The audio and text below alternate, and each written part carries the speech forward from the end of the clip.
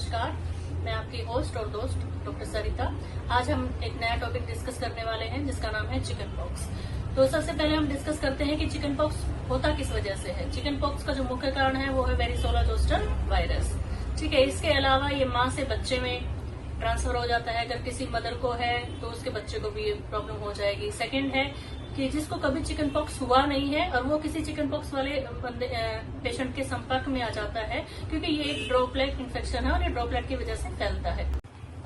अब हम डिस्कस कर लेते हैं कि कौन कौन से पीपल्स इसके लिए हाई रिस्क पे होते हैं। सबसे पहले जिसको कभी चिकन पॉक्स की वैक्सीन नहीं लगी है उसको चिकन पॉक्स होने का खतरा बना रहता है। सेकेंड, जो डायरेक्ट चिकन पॉक्स के संपर्क में आता है, जिसको कभी पहले चिकन पॉक्स हुआ नहीं है, परिवार में मान लो परिवार के एक सदस्य को चिकन पॉक्स हो गया है और बाकियों को वैक्सीनेशन हुआ नहीं है और पहले कभी चिकन पॉक्स भी नहीं हुआ है, तो उसको भी चिकन पॉक्स होने का खतरा रहता है।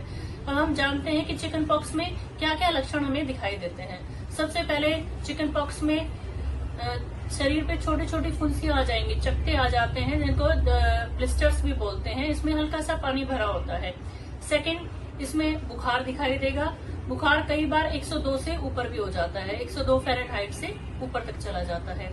थर्ड है, इसमें भूख, जो पेशेंट होगा, मरीज होगा, उसकी भूख बिल्कुल खत्म हो जाएगी, शरीर में थकान महसूस होगी, सर में बहुत तेज दर्द होगा, कमजोरी लगेगी, कई बार खांसी भी होती है, साथ में छाती में दिक्कत होने लगती है, छाती में दर्द होता है बुखार के साथ साथ। और कई बार ऐसा होता है कि जिसको चिकन पॉक्स हो रखा है उसको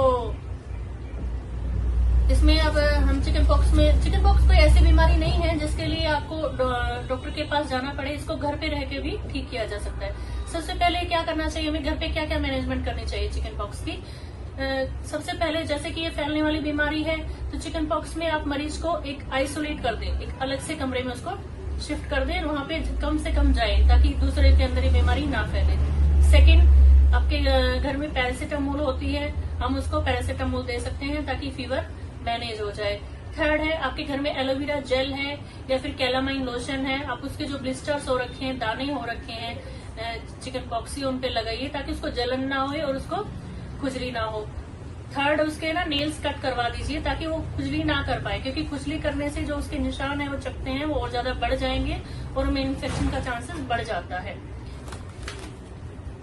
अब हम देखते बात ये कि चिकन पॉक्स जिसको हो रखा है उसको कंप्लीट बेड रेस्ट देना चाहिए, क्योंकि तो वीकनेस हो जाएगी, भूख उसको लगती नहीं है, तो वीकनेस के ज्यादा ही बढ़ जाती है, एनर्जी उसको मिलेगी नहीं, तो उसको कंप्लीट बेड रेस्ट पे रखना है और आइसोलेट रखना है।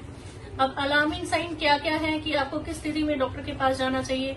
जब जो चकते हो रखे हैं वो अगर आई तक बढ़ जाते हैं, आई रीजन तक आ जाते हैं, तो आपको डॉक्टर के पास जाना चाहिए। अगर उसको वॉमिटिंग हो रही है, बहुत ज्यादा ही वॉमिटिंग हो रही है, पेशेंट परेशान हो रहा है, तो आपको डॉक्टर की सलाह लेनी चाहिए। थर्ड, अगर उसका बुखार 102 फ़ारेनहाइट से ज्यादा है तो आपको तुरंत डॉक्टर के पास जाना चाहिए। अगर उसको कफिंग हो रही है, उसको उल्टी जैसा महसूस हो रहा है, छाती में दिक्कत हो रही है, छाती में दर्द है, सांस में दिक्कत आ रही है, तो आपको तुरंत डॉक्टर के पास जाना चाहिए। और एक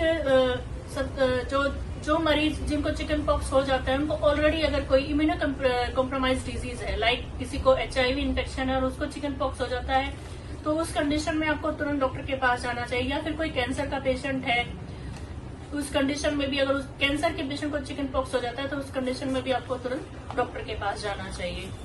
अब हम बात करते हैं कि चिकन पॉक्स में कौन कौन सी जो डायग्नोस्टिक प्रोसीजर है हम फॉलो कर सकते हैं।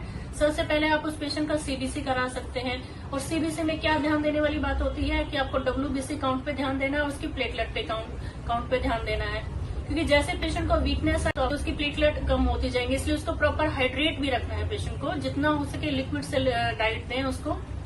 लिक्विड डाइट देने से क्या है कि पेशेंट की जो प्रोग्रेस है वो जल्दी हो जाएगी, रिकवरी में हेल्प मिलेगी। थर्ड है, जो लीजन्स हो रखे हैं, कई बार वो लीजन्स में इन्फेक्शन हो जाता है तो आप उसके लिए स्वैब टेस्ट भी करवा सकते हैं। अगर आपको मेरी जानकारी चिकन पॉक्स से रिलेटेड आपको वैल्यूएबल लगी हो, आपके लिए उपयोगी रही हो, आपको इससे कुछ समझ में आया हो, तो प्लीज इसको लाइक करें, शेयर करें। अगर आपके इस बीमारी से रिगार्डिंग कोई डाउट्स है तो आप हमें कमेंट्स भी कर सकते हैं। Thank you.